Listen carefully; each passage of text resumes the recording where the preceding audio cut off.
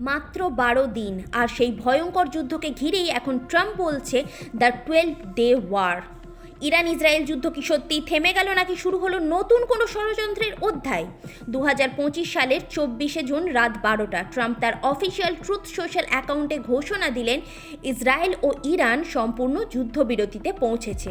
এই যুদ্ধবিরতি দুটি ধাপে কার্যকর হবে। প্রথম 12 ঘন্টায় ইরান আগ্রাসন বন্ধ করবে, পরবর্তী 12 ঘন্টায় ইসরায়েল থামবে। 24 ঘন্টা পর এই যুদ্ধকে আনুষ্ঠানিকভাবে শেষ ঘোষণা করা হবে। নাম দেওয়া হয়েছে দ্য 12 ডে ওয়ার। ট্রাম্প বলেছেন এই যুদ্ধ দীর্ঘ বছর ধরে চলতে পারত, মধ্যপ্রাচ্য ধ্বংস হতে পারত, কিন্তু তা হয়নি এবং আর কখনো হবে না। তিনি শুভেচ্ছা জানিয়েছেন god bless Israel, god bless Iran. অথচ এর আগে তার বক্তব্য ছিল সম্পূর্ণ একতরফা। প্রশ্ন উঠছে, এই 12 দিনের যুদ্ধের শেষ কি আসলেই শেষ, নাকি এটা কোনো নতুন কূটনৈতিক খেলার ভূমিকা?